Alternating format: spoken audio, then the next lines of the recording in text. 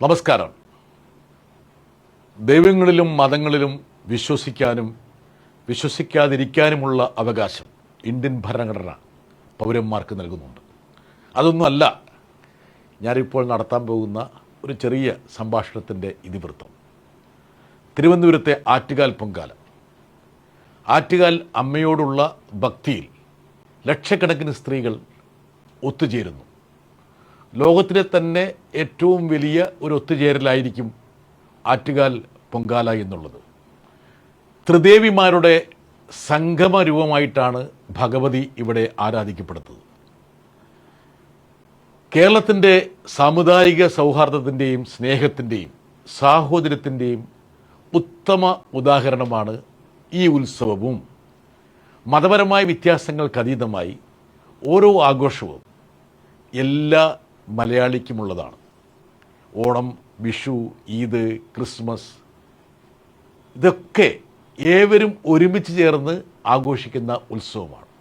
വർഗീയമായ ചേരിതിരിവ് ഉണ്ടാക്കാനും സൗഹാർദ്ദം തകർക്കാനും ആസൂത്രിതമായ ശ്രമങ്ങൾ നടക്കുന്ന ഈ കാലഘട്ടത്തിൽ എല്ലാ മതസ്ഥാപനങ്ങളും തമ്മിലുള്ള ഐക്യത്തിൻ്റെ പ്രതീകമായി ഇത്തവണയും ആറ്റുകാൽ പൊങ്കാല മാറി എന്നുള്ള കാര്യത്തിൽ അടിവരയിടാൻ വേണ്ടിയിട്ടാണ് ഞാൻ ഇക്കാര്യങ്ങൾ സൂചിപ്പിക്കുന്നത്.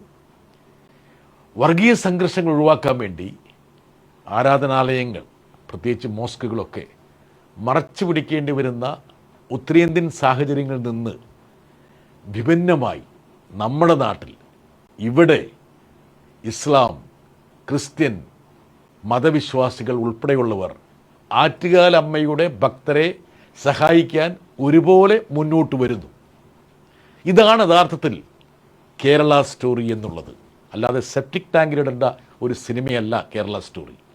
മണക്കാട് ജുമാ മസ്ജിദ്, പാളയം ജുമാ മസ്ജിദ് തുടങ്ങിയ പള്ളികൾ കുടിവെള്ളം, വിശ്രമ സൗകര്യം, ഡ്രൈവർമാർക്ക് തങ്ങാനുള്ള ഇടം എന്നിവയൊക്കെ നൽകുന്നുണ്ട്. ഇഫ്താർ സമയത്ത് ഭക്ഷണവും ഇവിടെ ഒരുക്കുന്നു. കഴിഞ്ഞ 2 പതിറ്റാണ്ടായി ഈ പള്ളികൾ ഹൈന്ദവ വിശ്വാസികളെ സ്നേഹപൂർവം 2 കൈയും നീട്ടി സ്വീകരിക്കുന്നു. ഇനി ക്രൈസ്തവ ദേവാലയങ്ങളിലേക്ക് നോക്കാം. ക്രൈസ്തവ ദേവാലയങ്ങളും ഇതേ മനോഭാവമാണ് വെച്ചു പുലർത്തുന്നത്. ദൂരസ്ഥലങ്ങളിൽ നിന്ന് വരുന്ന ഭക്തർക്കായി പള്ളികളും കോൺവെൻറ്റുകളും തുറന്നിടുന്നു. അവർക്കായി ടോയ്ലറ്റുകൾ, ശൗചാലയങ്ങൾ, വിശ്രമമുറികൾ, ലഘുഭക്ഷണം, റിഫ്രഷ്മെൻറ്റ്സ് ഇവയൊക്കെ പ്രത്യേകം ഒരുക്കുന്നു.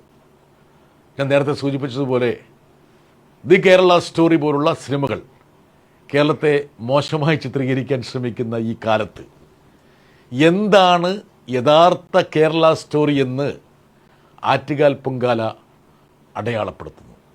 ഇവിടെ ഒരു കാര്യം കൂടി എനിക്ക് സൂചിപ്പിക്കാനുണ്ട്. ആറ്റുകാൽ പൊങ്കാല ഉൾപ്പെടെയുള്ള കേരളത്തിലെ ഉത്സവങ്ങളിൽ എങ്ങനെയാണ് മലയാളികൾ സാഹോദര്യത്തോടെ പെരുമാറുന്നതെന്ന് ഞാൻ പാർലമെൻറ്റിലും ചൂണ്ടിക്കാണിച്ചിരുന്നു. പാർലമെൻറ്റിലൊരു ചർച്ചാവേളയിൽ ഉത്തരേന്ത്യയിൽ നടക്കുന്നത് പോലെയല്ല കേരളത്തിലെ സാഹചര്യം. കേരളത്തെ കണ്ട് ഉത്തരേന്ത്യ പഠിക്കണമെന്ന് ഞാൻ പറഞ്ഞപ്പോൾ പലരും കൗതുകപൂർവ്വം അത് കേട്ടിരുന്നതും ഇപ്പോൾ എൻ്റെ മനസ്സിലേക്ക് ഓടിയെത്തുന്നു.